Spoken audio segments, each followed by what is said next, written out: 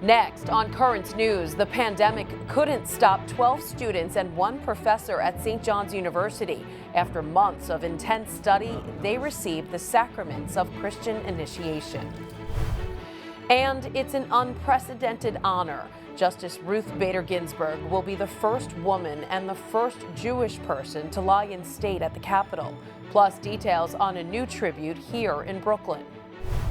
Also, the debate and divide over nominating someone to fill the vacancy on the Supreme Court. At stake, control of the court for years to come. And the Vatican Secretary of State addresses the United Nations ahead of Pope Francis, what he asked for in his message. Plus this. How one small business is standing up for its customers even though it's been knocked down by the pandemic. I'm Jessica Easthope, and that's ahead. Currents News starts right now.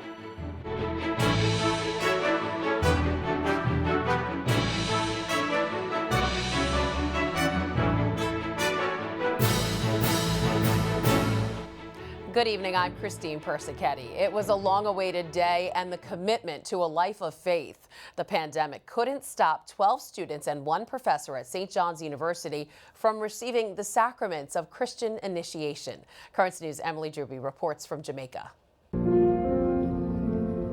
A moment BRIANA CEDEño will always cherish after coming through St. John's University's Rite of Christian Initiation for Adults program. She received her Sacraments of Initiation. If you permit me. The beginning of a new life in Christ, one she chose as a college student. Okay, I have all this stuff I need to do.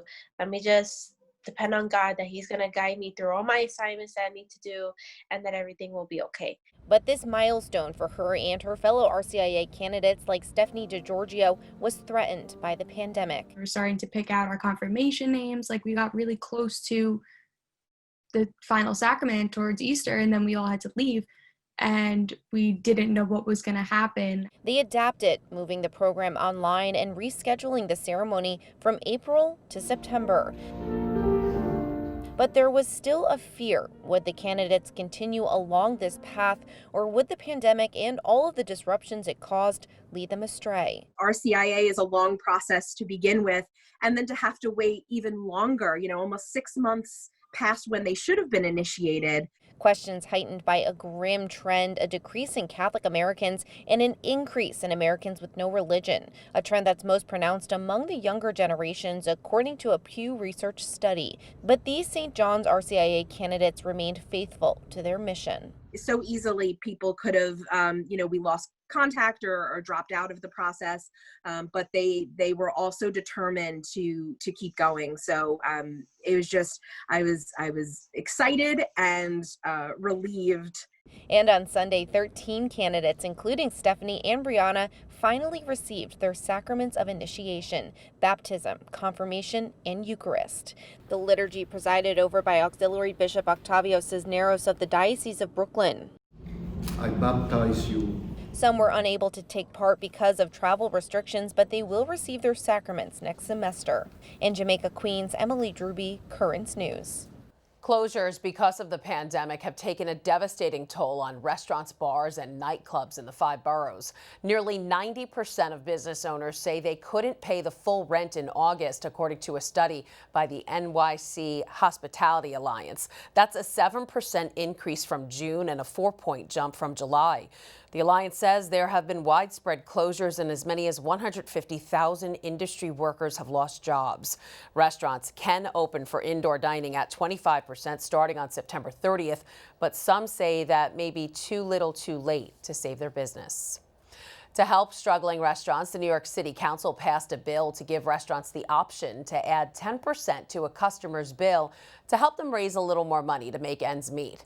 But one Catholic restaurant owner says they won't pass this along to their customers. Currents News' Jessica Easthope has the story from Staten Island.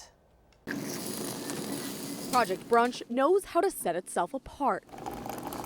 They put this much care and consideration into everything, especially how they treat their customers. There you are, smoothies coming out. But when the pandemic crushed New York City's economy, they were the same as every other small business. Everyone's really been thrown into this same boat of uncertainty and financial stress and even emotional stress. Where is is the waffle and the corned beef hash going? Jenna MAZZA is the manager at Project Brunch. The restaurant is her family's business. After being forced to close one of their locations during the pandemic, another tough decision was cooking. Last week, the New York City Council approved the COVID-19 recovery charge, allowing restaurants to add 10% to your food bill until indoor dining has been open for 90 days.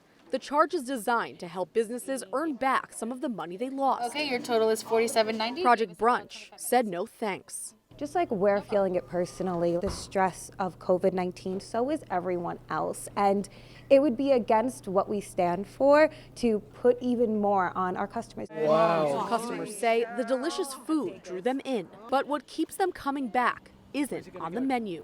We're all in this together. The pandemic's been very, very difficult for a lot of businesses, and we have to support the places we love. Caring about the customers first, so I've got no problem supporting them all the way with this. Even with the support of their customers, Project Brunch's future is still uncertain. Indoor dining is just days away, and as the colder months make outdoor dining impossible, 25% capacity inside won't cut it. We will not be able to survive with a 25% capacity, 100% bills. Steps need to be taken to save the small businesses, to save the culture of New York, and to really save our communities. Project Brunch is hoping to survive long enough to see business go back to normal. We added that last winter. Until then, they can promise the menu will change, but their values will stay the same. On Staten Island, Jessica Easthope, Currents News. A grim milestone. The U.S. has passed 200,000 deaths due to COVID-19. This comes just 8 months after the first confirmed coronavirus case in the United States and less than 4 months after the death toll topped 100,000 back in May. More people have died from COVID in the U.S. than any other country, according to Johns Hopkins University. Brazil lists the second highest death count at more than 137,000, and India is third with nearly 89,000 deaths. Secretary of State Mike Pompeo will be heading to Rome and is expected to call on the Vatican to not renew its deal with China. He's been tweeting up a storm lately about religious freedom in China, something he's talked about at the Vatican in the past. We humbly ask the Holy See to join us. This was Mike Pompeo a year ago at the Vatican. Referring to China, he said, "When the state rules absolutely, God becomes an absolute threat to authority." We ask the representatives of all nations present here today to join us. What could be more powerful than our voices all together, calling for the freedom to worship God? The Secretary of State will be back at the Vatican in a few days and will most likely bring with him the same message. On Twitter recently, he wrote, 2 years ago, the Holy See reached an agreement with the Chinese Communist Party, hoping to help China's Catholics. Yet the CCP's abuse of the faithful has only gotten worse. The Vatican endangers its moral authority should it renew the deal. The deal allows the Chinese government to appoint new bishops in the country as long as the Holy See has the final say. Pompeo says that deal has not eased fears that the rights of Christians will be protected from violations of religious freedom. This, as a new report says, the Chinese government has imprisoned more Catholic clergy, including bishops, all because they refuse to support the country's Communist Party. But despite the agreement's importance, Gerard O'Connell, Vatican correspondent for America magazine, says there are other matters to consider, not just the situation with the bishops. They did not touch in that agreement the question of the underground church, what is called the underground church. In other words, those who are not officially recognized as priests or community. What we have seen is that there is certainly repression. There is a harder line towards religion than, say, before Xi Jinping came to power. Vatican officials are reportedly defending their intention to renew an accord with Beijing. 3 senior Vatican officials told Reuters the Holy See was taken aback by Pompeo's comments. The Bishop Emeritus of Hong Kong is also speaking out against China tonight. Cardinal Joseph Zen is saying the current Vatican-China deal up for renewal is harming the evangelization of the country. Cardinal Zen says the church's, quote, resounding silence on communist human rights abuses there has damaged their ability to play a role in the country's future. President Trump had harsh criticism of China in his pre-recorded speech to the United Nations, the commander-in-chief asking the world to hold the communist country responsible for the deadly pandemic. We must hold accountable the nation which unleashed this plague onto the world, China. In the earliest days of the virus, China locked down travel domestically while allowing flights to leave China and infect the world. The president went on to say the United States is committed to advancing religious liberty and protecting unborn children. The Holy Father was also slated to speak at the United Nations, but the Holy See instead sent a message from Vatican Secretary of State Cardinal Pietro Parolin. The permanent observer mission said the Pope will speak instead this Friday. So far, no reason has been given for the change. Meantime, Cardinal Parolin asked the UN to recommit to serving the common good.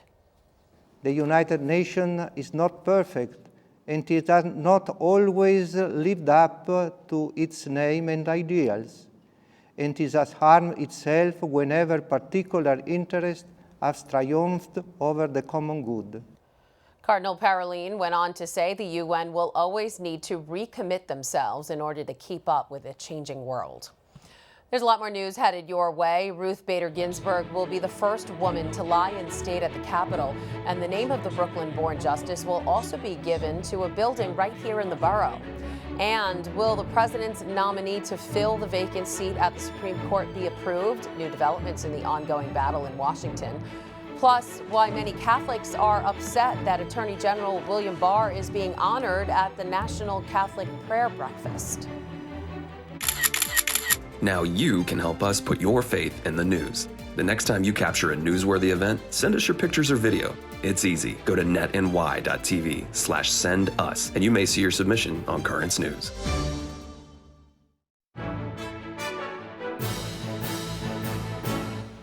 The late Justice Ruth Bader Ginsburg is set to receive a high honor, becoming the first woman and Jewish person to ever lie in state at the U.S. Capitol this Friday. The historic event will also feature a formal ceremony with invited guests only. Tomorrow and Thursday, Ginsburg will lie in repose at the Supreme Court. After a private ceremony with family, close friends, and the other justices, her casket will be moved to the top of the building steps so the public can pay their respects. Here in Brooklyn, the city where Ginsburg was born, the borough is planning to honor the justice by renaming the municipal building after her. GOP lawmakers are now saying that they have enough support to approve the president's pick to replace Ginsburg. That move will ultimately secure conservative control of the court, perhaps for decades to come.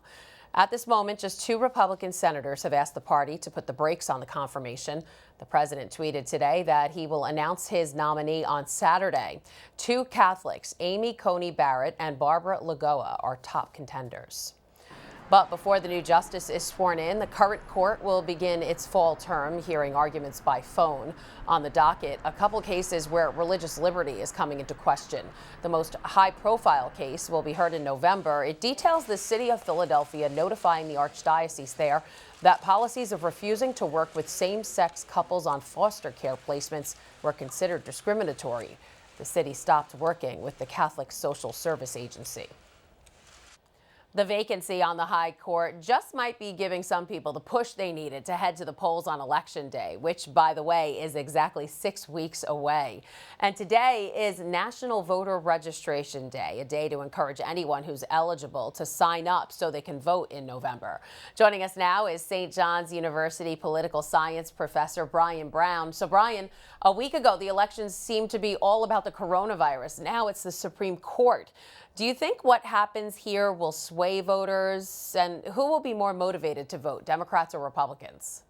Well, it's a great question, and I think you're going to see energy on both sides. Certainly for Republicans, it's a historic chance to get another seat on the High Court, and for Democrats or those who oppose this process right now, they'll be energized to get out and have their voices heard. All right, so what is the GOP's best strategy when it comes to filling the vacancy and winning the election? Well, there's a lot of different scenarios, and it really depends on how you approach this. You know, some would say that Senator McConnell would be better to wait until after the election in order to drive out voters on Election Day and help preserve the Senate.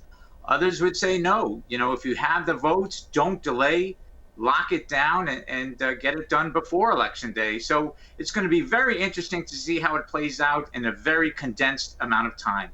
Yeah, and two of President Trump's top prospects are Catholics. So you think that could bring some that's people always out? always a big voting bloc, as we know, and we're going to see how that energy coalesces around whoever the eventual nominee is. All right, now years ago, some liberals were urging Justice Ruth Bader Ginsburg to retire so President Obama could appoint her successor. Obviously, that didn't happen, and of course, we know that a lot of positions she took were at times at odds with Catholic social teaching. In an interview in 2014, Ginsburg suggested if she stepped down, no one as liberal as her could get confirmed. So how do you think that decision shaped the court? Well, I think, you know, over the years, we've grown accustomed to the Supreme Court having a liberal bent and a liberal majority. And I think, you know, at this point in our time and history and the way it has happened, you know, again, President Trump getting the chance for 3 Supreme Court picks is really unprecedented. You haven't seen that since going back to Reagan. So it might be a time, if it all plays out, that, you know, society and voters might have to adjust to this new normal of a conservative-leaning court. Now, there have been some rumors swirling that Ginsburg's dying wish was for her seat on the Supreme Court not to be filled until a new president is elected. Do you think there's any truth to that, or is it just a rumor made up to stop President Trump from getting his pick? You know, I mean, I've seen some reports where people in the room, other than family members, I think there was a doctor in the room who attests to it. You know, it's very likely that it occurred the way it's been described. And I don't really think that should necessarily matter at this point in time. It's really, we have a process. It should be a fair and just process. We can argue about the timing of it, but we have a process in place to fill these vacancies, and that should happen. Okay, today is voter registration day, as we mentioned earlier. So how do you go about registering to vote? And, you know, tell us what St. John's University is doing to get people registered. Sure. So National Voter Registration Day is really a day to get everyone registered to vote. It's a nonpartisan effort. It goes on across the country. Different states have different guidelines and deadlines for getting registered to vote. So you really go online. There's all sorts of resources that you can avail yourself of. Here at St. John's, traditionally, we would be doing in-person voter registration drives. Like every organization, we're remote and we're doing it digitally. A lot of messages on social media. We do have voter registration forms available throughout the campus for students who are New Yorkers to meet the October 9th deadline. And again, voting is a virtue. It's an important part of being an American, an important part of the Catholic social teaching. So that's really what we're trying to emphasize today. All right, so get out there and register. Brian Brown, professor at St. John's University, thanks for joining us, and we'll check in with you again after the first presidential debate. Coming up soon. Thank you. As I just said, Brian Brown will be back with us to break down the first presidential debate that's happening a week from today, next Tuesday, September 29th, and Brian will be here with his insights the following day. So be sure to stay with Currents News for everything you need to know about this election. And to make sure your voice is heard this November, you can check your voter registration status at nationalvoterregistrationday.org. That's nationalvoterregistrationday.org. Tomorrow, President Trump is set to speak at the National Catholic Prayer Breakfast. The annual event is usually held in February, but was postponed this year due to COVID-19. The gathering will be virtual because of the pandemic, with a mix of live and pre-taped elements. This year's keynote address will be delivered by Bishop Robert Barron of Los Angeles. U.S. Attorney General William Barr is set to receive an award at the prayer breakfast, and that decision is upsetting some Catholics. Many people and organizations of faith, such as the Association of U.S. Catholic Priests, believe Barr shouldn't be honored because he recently directed the Federal Bureau of Prisons to execute prisoners on death row for the first time since 2003. Still to come on Currents News, a look at the impact the pandemic is having on poverty around the world, plus the simple yet profound message Pope Francis had for a group of children on the autism spectrum. And it's not a trick, and it's definitely not a treat. The CDC issues its Halloween guidelines. Do you have a story idea or want to share a tip? Email us at newstips@desalesmedia.org or call our 24-hour number 718-517-3122. We'll be right back.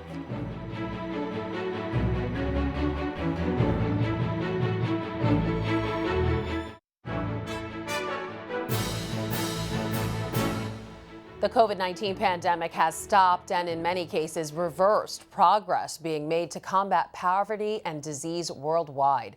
And when it comes to vaccinations that prevented 2 million deaths in 2019, we've been set back about 25 years in about 25 weeks. That's all according to a recent report.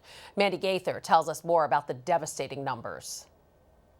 In a worldwide war on poverty and disease, there had been some progress made in the battle. Then COVID-19 hit. It means that we're going to have a lot of building back to do, a lot. The 4th annual Goalkeepers Report, recently published from the Bill and Melinda Gates Foundation, analyzed damage the pandemic has done and continues to do to health, economies, and more, and argues the world must work together to overcome it. We have to think creatively and innovatively about every single category of health as we think about how do we invest and make the right investments on behalf of people. The report says extreme poverty has gone up by 7% in just a few months because of COVID-19. After 20 years of gains on extreme poverty, we now have another over 35 million people dropping backwards into extreme poverty, which means they live on less than $1.90 a day. That is unbelievable. The report says one of the most important questions the world now faces is how quickly low-income countries can catch back up to where they were and start making progress again. The hardest hit countries will need support, the report says, to make sure that what should be temporary reversals don't become permanent. I'm Mandy Gaither. Pope Francis got to meet with some of his favorite pilgrims, kids. Children with autism and their parents were guests of the Holy Father, who spoke to them in simple terms with profound meaning. He told them each of them is precious in God's eyes and he loves them very much. He also urged them to pray to Jesus to ask him for things. One thing kids won't be asking for this Halloween is candy. No, this is not a trick, and it's certainly no treat. The CDC is discouraging Halloween activities because of the pandemic. That means they're recommending no trick-or-treating, no costume masks, and no indoor costume parties or haunted houses. Instead, they suggest carving pumpkins, virtual costume contests, and movie night with your family. Trick or treat! Happy Halloween! Well, one dad in Ohio says trick-or-treating can be done safely this year. He created a candy chute using a 6-foot-long shipping tube, which he spray-painted orange and added duct tape to. He can drop the candy into the tube from his front door, and it will shoot out into the trick-or-treater's bag on the sidewalk. Now, that's a treat that is truly ingenious. I love it. And that is Currents News. I'm Christine Persichetti. Thank you for joining us because we are putting your faith in the news. Hope to see you again next time.